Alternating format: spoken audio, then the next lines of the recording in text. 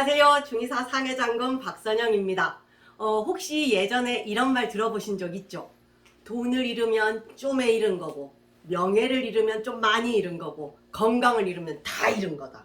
그런데 이게 좀 바뀌었더라고요. 한 달 전쯤인가 어떤 분이 저한테 너는 네 몸이 얼마라고 생각하냐 이렇게 물으시는데 정답은 자그마치 얼마였는지 아세요? 짜잔! 1000억이었어요. 근데 뒤에가 한글로 억자예요. 그런데 맨 끝에 있는 0이 명예고요. 그 다음이 지위. 돈이 많이 올라왔죠. 그리고 하지만 맨 처음에 있는 일자는 바로 건강이에요. 예전이나 지금이나 어쨌든 제일 중요한 건 건강이라는 거죠. 진짜 작년부터 시작해서 올해까지 전 지구가 초토화되고 있잖아요. 코로나 때문에. 언제 끝날지도 모르고요. 그래서 제가 오늘은 이 코로나뿐만이 아니라 우리가 21세기를 살아가는 데 있어서 꼭 필요한 정보를, 물론 어떤 분은 뭐 다 알고 있는 거 별거 없네 이럴 수도 있지만 제 입장에서는요, 마치 수험생을 둔 담임으로서의 어떤 그 책임감과 그런 의무를 가지고 여러분들께 건강학적으로 꼭 필요한 사항을 알려드리고 싶어서 이런 동영상을 촬영하게 되었습니다. 어쨌든요, 우리가 질병으로부터 우리가 극복할 수 있는 방법은 개인적으로 뭐를 높이면 된다고 알고 있어요? 면역력이요. 그래서 이 면역력을 높이는 7가지에 대해서 오늘 여러분들에게 말씀드리고 싶습니다. 우선 이런 거 보셨죠? 나는 자연인이다 이런 프로나 또는 전교생이 아토피인 학교 이런 데를 보면 대부분 주인공들이 어디에 살아요? 산속이요. 그러니까 가장 중요한 3가지가 우선 바꾼 거예요. 뭐냐 하면 물, 공기, 먹거리가 바뀐 거죠. 그래서 우선 이 3가지부터 말씀드릴게요. 첫 번째, 물. 물을 제발 수시로 자주 마셔달라는 부탁을 드리고 싶습니다. 우리 몸은 본디 60에서 70%가 수분으로 이루어져 있어요. 그런데 현대인들은 어때요? 스트레스라 열받고 우라가 치밀고 이러니까 어때요? 수분이 점점 줄어들어요. 그럼 한번 생각해 보세요. 수분이 줄어들면 혈액이 어떻게 되겠어요? 끈적끈적해지고 탁해지죠. 그러면 우리 몸이 질병에 노출될 수 있는 최적화된 환경을 만들어주는 거예요. 그런데 우리가 조금만 신경을 써서 물을 수시로 마셔준다면 우리가 가장 먼저 건강해질 수 있는 첫 번째 조건을 달성하는 게 되거든요. 선생님들 생각해 보세요. 우리 청소 같은 거 할 때 물 샥 뿌리면 어때요? 깨끗해지잖아요. 그것처럼 우리 몸이 정상적으로 작동이 되고 노폐물을 밖으로 내보낼 수 있는 방법은 뭐다? 물 많이 마시기라는 걸 우선 첫 번째로 기억해 주십시오. 그 다음 2번째요. 공기. 이 공기는 산소라는 개념으로 알아두셨으면 좋겠고요. 그 다음 이 산소는 다시 얘기하면 호흡이라는 얘기하고도 연관이 있어요. 그래서 저는 선생님들께 주말이나 시간이 날 때는 반드시 복식 호흡을 하셨으면 좋겠다는 말씀을 꼭 드립니다. 우리 뇌에 산소가 3분만 공급되지 않아도 어때요? 뇌사 상태에 빠지거든요. 그래서 머리부터 발끝까지 우리 몸이 제대로 돌아가려면 산소 공급이 필수기 때문에 하루에 1, 2분만이라도 복식 호흡을 천천히 들이마시고 내뱉고 해주는 연습을 해주셨으면 좋겠다는 말씀 다시 한번 강조드립니다. 그럼 3번째, 먹거리요.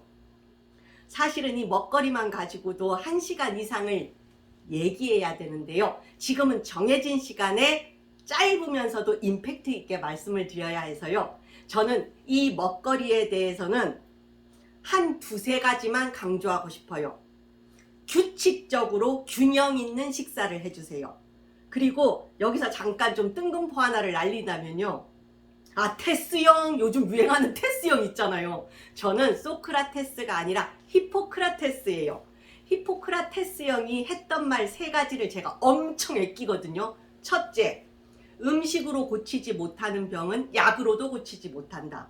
2번째, 면역력은 최고의 의사이자 치료법이다.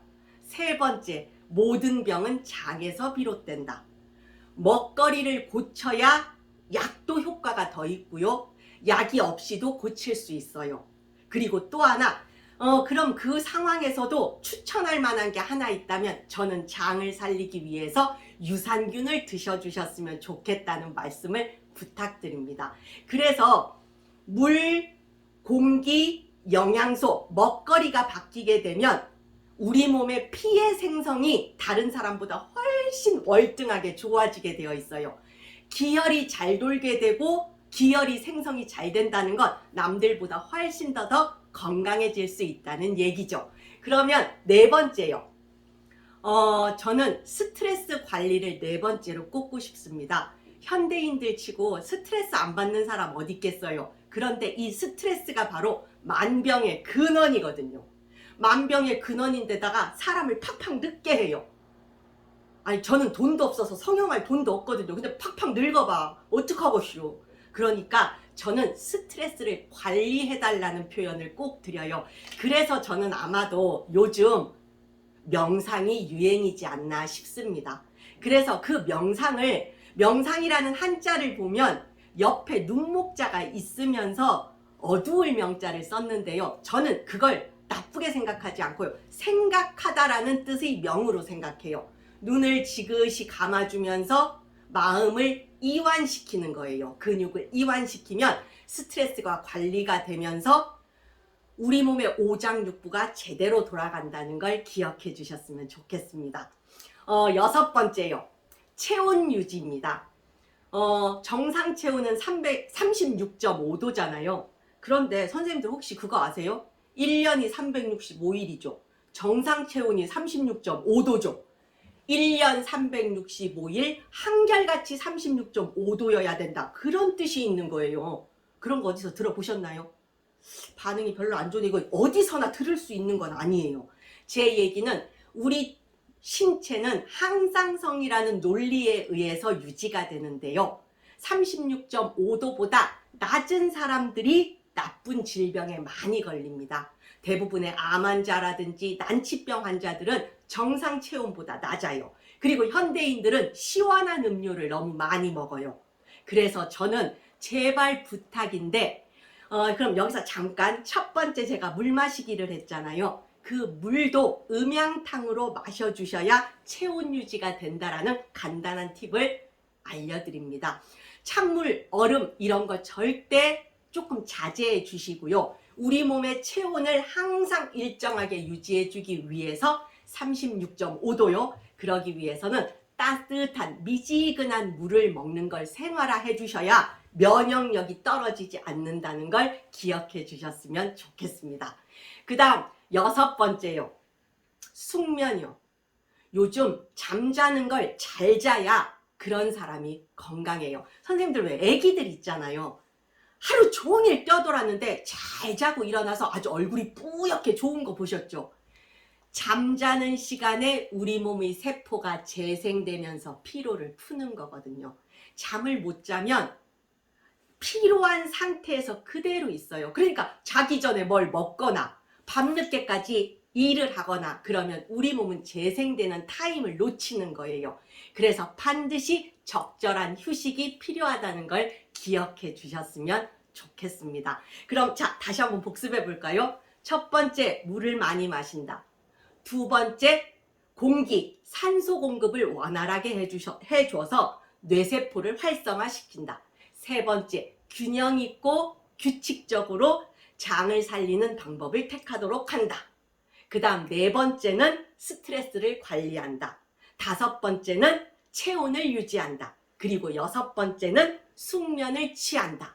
그러면 마지막 일곱 번째는 뭐냐 하면요. 이 여섯 가지를 잘할 수 있게 도와주는 방법이 바로 일곱 번째 두구두구두구두구 운동하기입니다.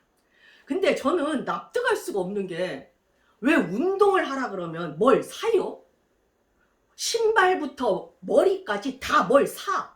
그리고 어디 가서 뭘 등록하고 막 이러거든요.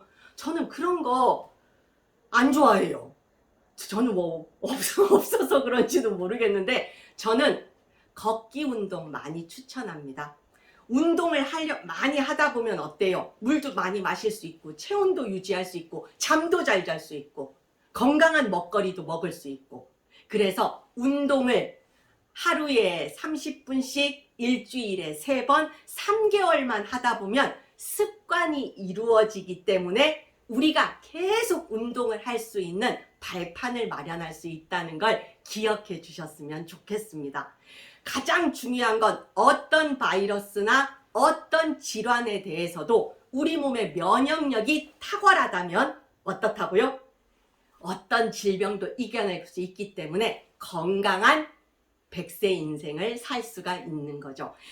그냥 운동하는 방법을 잘 모르겠다 싶으면 지금부터 제가 말씀드리는 걸 기억하세요. 일십 백천 만의 법칙인데요. 1. 하루에 착한 일 하나씩을 하고 10. 하루에 10사람을 만나서 즐겁게 지내고 100.